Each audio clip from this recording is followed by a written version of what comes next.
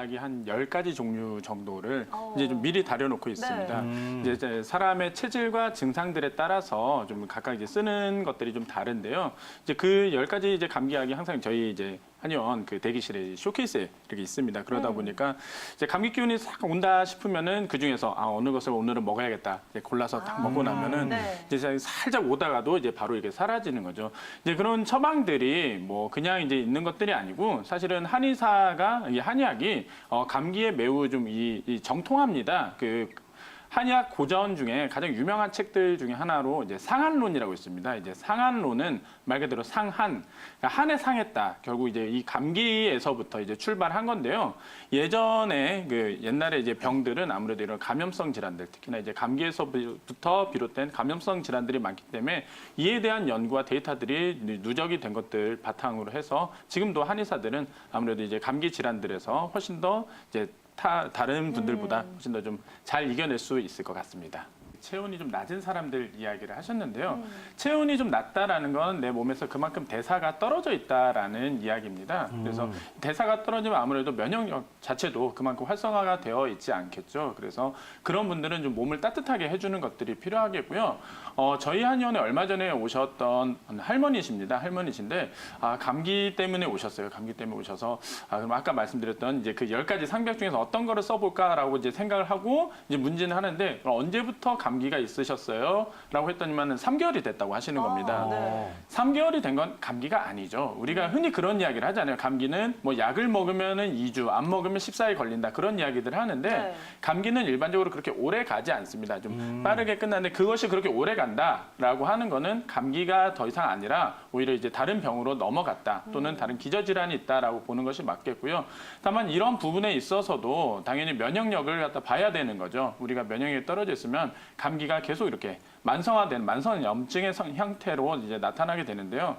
이럴 때 한약에서 특히나 보약들이 역할들을 많이 해줄 수가 있습니다. 그런 보약들을 복용을 함으로써 인체 대사를 갖다가 활성화시키고 정상화했을 때 우리 면역력이 면역 체계가 제대로 돌아가고 그렇게 된다면 아무래도 그런 감기 기운, 우리가 흔히 감기 기운이라고 이야기하는 기침이나 아니면은 오한이나 이런 부분들도 빠르게 해소가 될 수 있겠죠. 애들 같은 경우는 특히나 이제 땀이 났다가 체온이 높다 보니까 땀이 잘 나는데요.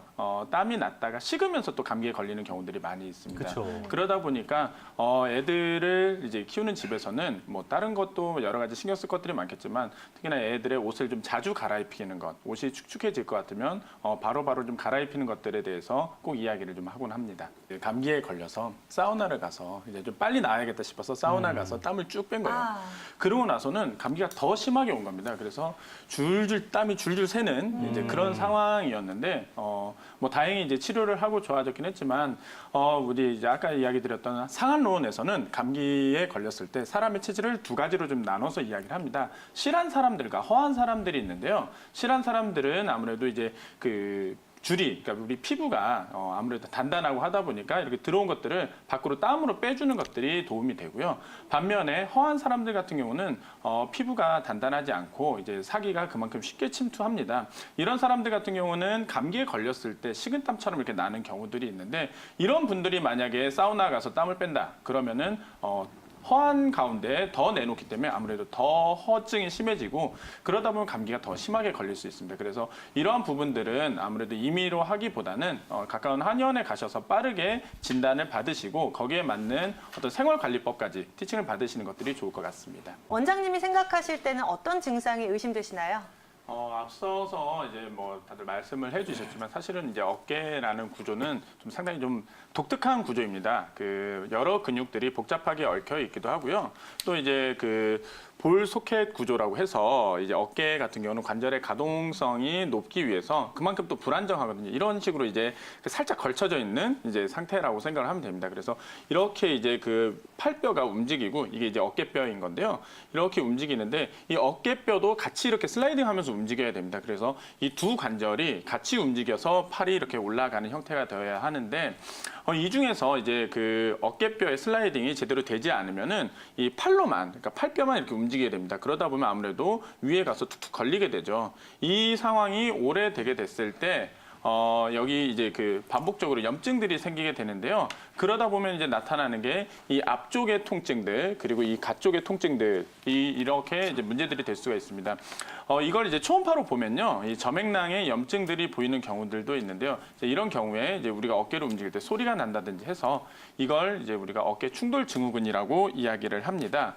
이 부분 같은 경우에는 이제 통증을 좀 컨트롤하는 게 그래도 좀 더 이제 수월합니다. 근데 이제 이게 오래돼서 반복적인 어떤 마찰들로 인해서 염증이 심해지면 아무래도 그러니까 힘줄이 너덜너덜해지겠죠. 그러다 보면 이제 자칫해서 이제 파열이 되고 이제 이런 상태를 회전근개 파열이라고 할 수 있겠고요. 오십견 같은 경우에는 앞서서 말씀해 주셨듯이 수동 운동 자체도 불가능합니다. 딱 굳어버린 상태이기 때문에 내가 혼자서 움직이는 것뿐만 아니라 남이 들어올려도 통증들이 있고요. 이제 방금 이야기 드렸던 회전근개 파열이라든지 아니면 충돌증후군 이런 것들로 인해서 염증이 관절낭 전체로 이제 심해지는 경우들에도 발생을 할 수가 있고요. 또한 이제 당뇨라든지 이런 이제 염증에 좀 더 취약한 환자분들에게서 좀 더 많이 발생을 하는데요. 이런 오십견 같은 경우에는 아무래도 이제 치료 기간, 그러니까 이완 기간 자체가 워낙에 길다 보니까 좀 길게 좀 보고 치료들을 해야 되는 부분들이 있습니다. 그래서 지금 이 시청자분께서 일단은 지금 한 3, 4년 되셨기 때문에 한번 좀 정밀 검사를 해 보시고 거기에 맞춰서 좀 치료를 진행하는 것들이 좋지 않을까 싶습니다. 그렇군요. 이렇게 다양한 증상이 의심되기 때문에 알맞은 치료가 동반돼야 될 것 같은데요. 오십견 같은 경우에 또 움직임이 심하게 움직일 수가 없다고 했잖아요. 네네. 굳게 되고 그래서 빠른 치료가 더욱 동반돼야 될 것 같은데, 근데 이게 또 치료를 한다고 해서 예전만큼 확 달라지기는 어려울 것 같은데 어떤 목적을 갖고 치료를 하면 좋을까요? 예, 오십견 같은 경우에는 보통 1년에서 뭐 길게는 뭐 2년, 3년까지도 이렇게 가는 경우들이 있습니다. 그래서 이 치료를 할 때 목적은 그 치료 기간을 좀 더 짧게 당기고 또는 이 진행되는 과정에서 아무래도 좀 더 움직일 수 있도록 풀어주는 역할들이 필요한데요. 그러다 보니까 이 치료를 하는 데 있어서 제일 중요한 부분들은 관절 가동 범위를 어쨌든 간에 늘려주는 겁니다. 예전에는 그 관절 가동 범위를 늘리기 위해서 이제 정형외과 같은 데서는 확 잡아 뜯기도 했습니다. 근데 이제 그러다 보면은 뭐 골절이 일어난다든지 좀 사고들이 있어서 요새는 좀 그렇게는 하지 않는 추세고요. 어쨌든 수동 가동 범위 이상으로 이렇게 좀 넘겨서 이제 좀 잡아 뜯는다. 좀 표현이 좀 거칠긴 한데요. 어쨌든 그렇게 힘을 좀 줘서 그 움직일 수 있는 범위에서 조금 더 이런 식으로 좀 늘려나가는 치료법도 상당히 유효할 수 있겠습니다. 네, 안녕하세요. 네, 그 어깨에서 어느 부위가 제일 아프세요? 양쪽 어깨하고 네네. 그 어깨가 이제 밑으로 내려와가지고 팔 네, 꺾는 데까지 지금. 여기까지요. 네네. 어깨는 앞쪽으로 아프세요? 아니면 옆쪽으로 아프세요? 아니면 뒤쪽으로 아프세요? 가운데로 아파요. 가운데면 이 옆쪽으로요? 네네. 아, 네. 팔을 이렇게 옆으로 해서 귀까지 이렇게 올리실 수 있으시겠어요? 네. 한번 해보세요. 할 때 양쪽이 다 같이 올라가나요? 네. 아, 그래요? 할 때 이렇게 올릴 때 통증들도 있으신가요? 아니요? 그렇지는 않고요. 네. 지금 어머니 같은 경우는 좀 상태를 한번 봐야 될 것 같은데요. 일반적으로 이렇게 올릴 때 어깨 충돌 증후군 같으면 올리는 과정에서 이제 낑기면서 이렇게 아프거든요. 지금 이제 그 부분도 아니시고, 그리고 이제 올라가는 걸로 봐서는 일단은 파열의 가능성이 좀 적어요. 근데 이제 뭐 그렇다고 해서 회전근개 파열을 완전히 배제할 수는 없는 게 위에 극상근이 좀 끊어져도 다른 근육들이 잘 이렇게 좀 발달이 돼 있는 경우에는 또 올라가는 경우들이 있거든요. 일단 그래서 파열의 가능성이 좀 적기는 하지만 어쨌든 간에 좀 의심을 해볼 수 있을 것 같고요. 뭐 그 외에 이제 뭐 삼각근의 긴장이라든지 아니면 팔의 어떤 긴장들, 뭐 근육 긴장들 이런 부분들도 좀 볼 수 있을 것 같습니다. 근데 지금 말씀하신 내용만 가지고는 제가 이제 직접 보지 않고서는 좀 어렵고요. 이 내용은 좀 가까운 한의원 가셔서 한번 다시 좀 검사를 해보시는 게 좋을 것 같은데, 주사를 60번이나 맞았는데도 불구하고 별로 이렇게 듣지 않는다고 하면은 이거는 좀 오랜 시간 동안 치료를 받으셔야 될 수 있으니까요. 좀 넉넉한 어떤 그 마음을 가지시고 가까운 한의원에서 진찰을 받아보시기 바랍니다.